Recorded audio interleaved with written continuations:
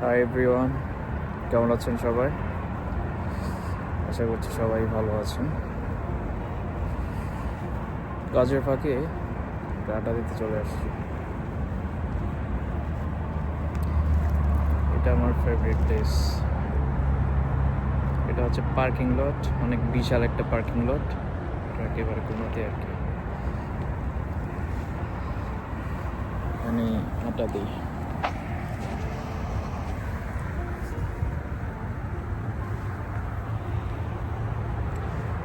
সূর্যটা প্রায় ডুবে ডুবে অবস্থা।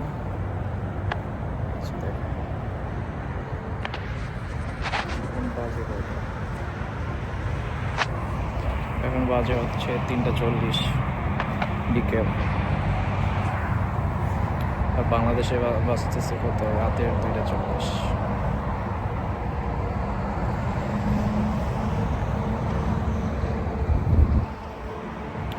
আজকে আমি কথা বলবো কানাডার জব নিয়ে, যে এখন আসলে কি জব ক্রাইসিস চলতেছে নাকি সবাই ধোঁকা দিচ্ছে যাতে কানাডা না আসা লাগে, ডিমোটিভেট করতেছে, এরকম টাইপের কিছু। আসলে হ্যাঁ, জব ক্রাইসিস তো চলে, তারপরে থাকার ক্রাইসিস চলতেছে এখানে, মানে অনেক এক্সপেন্সিভ হয়ে গেছে আর কি আগের তুলনায়। বাট জব যে নাই এটা একেবারেই ঠিক না। জব এখনও আছে, বাট আপনাকে আপনার কমিউনিকেশন স্কিল থাকা লাগবে আর কি জব করতে হলে। এখন আপনি কিছুই জানেন না, ইংলিশও জানেন না, বা ইউরোপে গেলে ওই ইউরোপের কোনো ল্যাঙ্গুয়েজ জানেন না। যদি কিছুই না জানেন তাহলে আপনি জব কে দিবে আপনাকে, মানে কি কারণে দিবে,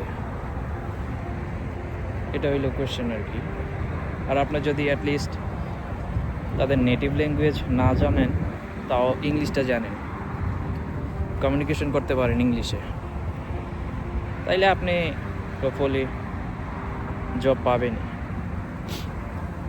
এতটা ক্রাইসিস হয় না এখানে যে মানে কোনো জব ফিল্ড খালি নেই। এখন অনেক জব খালি আছে। আর কোনো কিছু না থাকলেও রেস্টুরেন্টের কাজে লোক সবসময় লাগবে, হ্যাঁ লাগতেছে, বা রেস্টুরেন্টে কাজ পাইতেছে, প্রতিনিয়তই পাইতেছে। আপনার যদি কমিউনিকেশন স্কিল একটু ভালো থাকে তো আপনি অবশ্যই পাবেন। বিশেষ করে যারা আসতে চাইতেছেন, হ্যাঁ যারা প্ল্যান করতেছেন যে কানাডায় আসবেন, ভাই প্লিজ অ্যাটলিস্ট ইংলিশটা শিখে আসেন। হ্যাঁ, ইংলিশটা শিখে আসেন, আপনার অনেক কাজে লাগবে এখানে। কিন্তু যদি ভাবেন যে এখানে আসার পরে ইংলিশ শিখবেন, আপনি দেখবেন যে পারতেছেন না, মানে টাইমেও পাইতেছেন না। কাজের জন্য দৌড়াদৌড়ি করবেন ইন্টারভিউর জন্য, নাকি ইংলিশ শিখবেন, আর টাকা খরচ হতেই থাকবে। যত দিন যাবে তত আপনার টাকা শেষ হবে, দেশ থেকে যত টাকা আনবেন। আর এখানে লাইফ তো অনেক এক্সপেন্সিভ। এই এক্সপেন্সিভটা ফিল করবেন যখন বাংলাদেশ থেকে আসবেন, কোনো কাজ পাইবেন না, যখন ঘুরবেন কাজের জন্য, তখন দেখবেন যে সব কিছু কত ব্যয় করবে। কিন্তু যদি আপনি এখানে কাজ করা শুরু করেন, এখানে স্যালারি পাইতেছেন, কাজ করতেছেন, তখন দেখবেন ইউজ টু হয়ে গেছেন, তখন আর এক্সপেন্সিভ মনে হইলেও হবে না।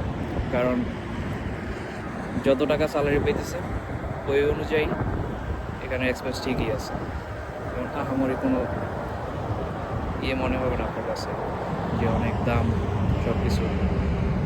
ইনকাম যত, খরচ তত। হ্যাঁ, বাংলাদেশে ইনকাম কম, এখানের তুলনায় বাংলাদেশে খরচও কম। আমি প্রথম এসে বাংলাদেশের সাথে তুলনা করতাম, যেটা একেবারে বোকামি। কারণ যতই আপনি বাংলাদেশের সাথে তুলনা করবেন ততই আপনি ডিমোটিভেট হবেন। হায় বাংলাদেশেই তো ভালো, সব কিছুর দাম ভালো, কিন্তু এখানে সব কিছুর দাম যে অনেক বেশি, এই ফিলটা হবে। প্রথম আইসা তো বলতাম হ্যাঁ একটা ডিমের দাম 200 টাকা, বা এখানে একটা চিপসের দাম 600 টাকা 700 টাকা, বাংলাদেশে 10 টাকা 20 টাকা, এরকম চিন্তা করতাম। পরে সবাই বললো যে এরকম চিন্তা করলে দিন দিন শুধু আফসোস বাড়বে, কাজের কাজ কিছুই হবে না, টেনশনে পড়ে যাবো আর কি, সবাই বলছে। সো এই চিন্তা করা যাবে না এখানে এসে। ইউজ টু হয়ে যাবেন, যখন আপনি কাজ পাবেন, কাজ করতে থাকবেন, একবার দুইবার স্যালারি পাবেন, স্যালারি ব্যাঙ্ক অ্যাকাউন্টে, তখন দেখবেন সব কিছু আস্তে আস্তে স্টেবল হয়ে গেছে। আমার পাশে কিন্তু এটা একটা মেইন রোড, যে দেখতেছেন, কিন্তু কোনো হর্ন শুনছেন? একটা হর্নও কিন্তু শোনেননি।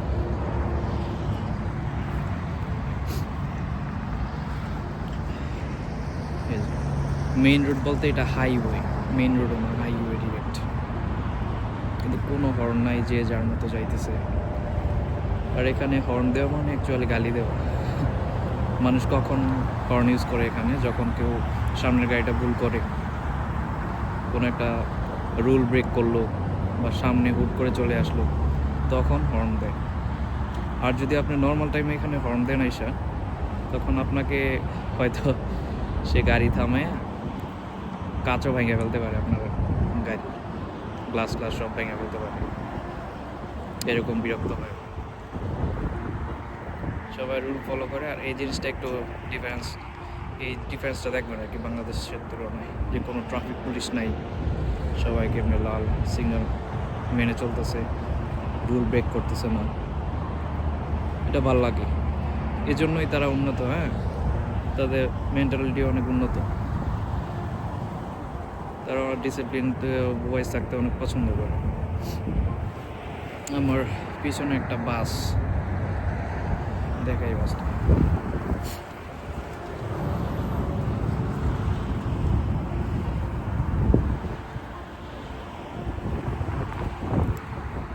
এই যে এটা কিন্তু কোনো লোকাল বাস না, এটা প্রাইভেট বাস, কোনো একটা কোম্পানি অথবা কারণ নিজের একান্ত ব্যক্তিগত। কারণ লোকাল বাস এরকম হয় না, লোকাল বাস আমার, বাট লোকাল বাসগুলোও সুন্দর, অনেক স্পেস আছে ভিতরে, অনেক জায়গা আছে, অনেক ফাঁকা আছে আর কি ভিতরে বসার জন্য, ভালোই। এখানে বাসে চড়েও আপনি মজা পাবেন। বাসের টিকিটটা একটু বেশি, 1 মাসের জন্য করতে হয়, তো অপাস কার্ড বলে এটাকে এখানে, অপাস কার্ড নেওয়া লাগে 1 মাসের জন্য। 1 মাসের জন্য নিলে আপনি, যদি স্টুডেন্ট হলে তাহলে মেবি $45 লাগে মান্থলি চার্জ। আর যদি আপনি ইমিগ্রেন্ট হন বা যেটাই হন, ওয়ার্কার হন, তখন আপনার খরচ হবে $160, $160, অনেক পড়ে যায় 1 মাসের জন্য। কিন্তু কিছু করার নেই, আপনার গাড়ি না থাকলে আপনি এটা লাগবেই, আপনার মাস্ট। কিন্তু এখানে অবশ্য গাড়িটা ম্যান্ডেটরি, গাড়ি থাকলে সব কিছু ইজি হয়ে যাবে। গাড়ি না থাকলে আপনার অনেক চড়াই উতরে পাড়ি দিতে হবে, কারণ আপনি দূরে কাজ করতে পারবেন না, দূরে কাজ পেলে যেতে পারবেন না। বাসে যাইতে গাড়ি দিয়ে 10 মিনিট লাগে, আপনি বাসে যাইতে লাগবে কত, 1 ঘন্টা 1.5 ঘন্টাও লাগতে পারে। সো বুঝুন। আর বাস তো একটু পরপর থামে, কারণ পাবলিক বাস তো, প্রত্যেকটা জায়গায় একটু পরপর 1 মিনিট 2 মিনিট পরপর স্টপ থাকে, মানুষ উঠে নামে, সো অনেক স্টপ করতে হয় তাদের। সবচেয়ে ভালো কাজ হবে আপনি এখানে এসে ড্রাইভিংয়ের জন্য অ্যাডমিশন নিয়ে নিলে ড্রাইভিং স্কুলে। আর আরেকটা বেস্ট ওয়ে হচ্ছে, আপনি যদি বাংলাদেশ থেকে ইন্টারন্যাশনাল লাইসেন্সটা নিয়ে আসতে পারেন, তাহলে খুব অল্প টাইমের মধ্যে আপনাকে দিয়ে দিবে, ডেট দিয়ে দিবে, এক্সাম, নলেজ টেস্ট বলে, থিওরি টেস্ট এক্সচেঞ্জ করতে পারবেন আপনি বাংলাদেশের ড্রাইভিং লাইসেন্সের সাথে এখানের লাইসেন্স, ওইটা বেস্ট। আমি তো ভুল করছি এটা না করে, এখন বুঝতেছি আমি মাত্র লার্নার কার্ড পাইছি, আমার আরও প্রায় 8 মান্থসের মতো টাইম লাগবে করতে, এক্সাম দিতে, থিওরি টেস্ট দিতে।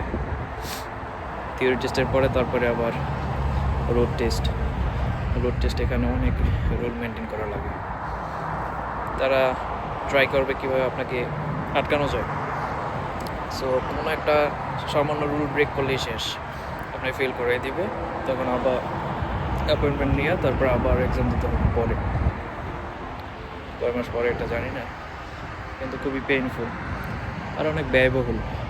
আপনি যদি বাংলাদেশ থেকে ইন্টারন্যাশনাল লাইসেন্সটা না আনেন তাহলে এখানে হবে কি, আপনার স্কুলে ভর্তি হইতে হবে, স্কুলে 1 বছরের মতো লাগবে, প্রায় $1150 খরচ হবে আপনার টোটাল, হিউজ এটা। হ্যাঁ, $1150। এই দেখেন কে যেন ভুল করছে, হর্ন দিছে।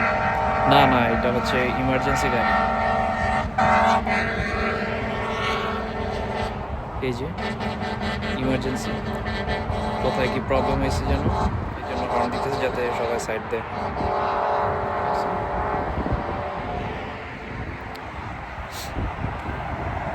এখানে সব গাড়ি যত জ্যামই থাকুক, অ্যাম্বুলেন্স বলেন, ফায়ার সার্ভিস বলেন, ইমার্জেন্সি যত গাড়ি আছে এগুলোকে বাধ্যতামূলক সাইড দিতে হবে, কোনো অপশন নাই, সাইড দিতেই হবে। তারা চাইলে উল্টা রাস্তাতেও যাইতে পারে। তো জবের কথাটা যে বললাম, জব আপনি পাবেন আপনার যদি বাংলাদেশ থেকেই যদি কমিউনিকেশন স্কিলটা ডেভেলপ করে আসতে পারেন, তাইলে অবশ্যই আপনি ওখানে ইজিলি জব পেতে পারেন। এই যে আমার মার্কেটে আমি 2-3 জনকে আনছিলাম বাঙালি, তারা প্রথমেই বলছিল যে তারা অনেক ফ্লুয়েন্ট ইংলিশে। হ্যাঁ, ইংলিশে অনেক ফ্লুয়েন্ট। তো আমিও ভাবলাম যেহেতু ফ্লুয়েন্ট তাদেরকে আনি, একটা পোস্ট খালি আছে এখানে এনে ঢুকাই। পরে যখন আসছে বলছে তাদেরকে আসছে, যখন বসের সামনে কথা বলবে, মানে কি বলবো, নিজের নামটাও বলতে পারে না। এটা আমার রেপুটেশনও ডাউন করছে, প্লাস তাদের কথা আর কি বলবো, বাঙালির প্রতি বিশ্বাস তখনই হালকা উঠে গেছিল। কেউ দিবে না, কেউ চাকরি দিবে না এভাবে। আপনি যদি ঝড়ে বকমনার মতো চিন্তা করেন যে আরে কি হয়েছে, যাই গেলে একটা কিছু হবে, নো ওয়ে। আপনি এখানে ইংলিশ না জানলে, বা কুইবেক প্রভিন্সে ফ্রেঞ্চ চলে, ফ্রেঞ্চ যদি না জানেন, ইম্পসিবল চাকরি।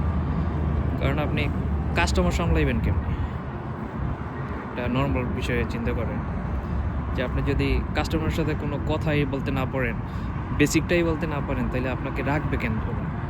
কত ভালো ভালো মানুষ পড়ে আছে, আপনাকে কেন চাকরি দিবে তারা? সো যদি সাফার করতে না চান তাইলে অ্যাটলিস্ট ইংলিশ শিখে আসেন। ইংলিশ এমন একটা ল্যাঙ্গুয়েজ, আপনি এই পুরো ওয়ার্ল্ডের মধ্যে যে কোনো জায়গাতেই আপনার ডিমান্ড থাকবে, আপনি ভালো দাম পাবেন, বা আপনার চাকরি কনফার্ম থাকবে আপনি যদি ইংলিশটা জানেন। সো আশা করছি বুঝতে পারছেন। আমার কাজ শুরু হবে আর 30 মিনিটস পরে। আমি একটু বাইরে আসছি ব্রেক নেওয়ার জন্য।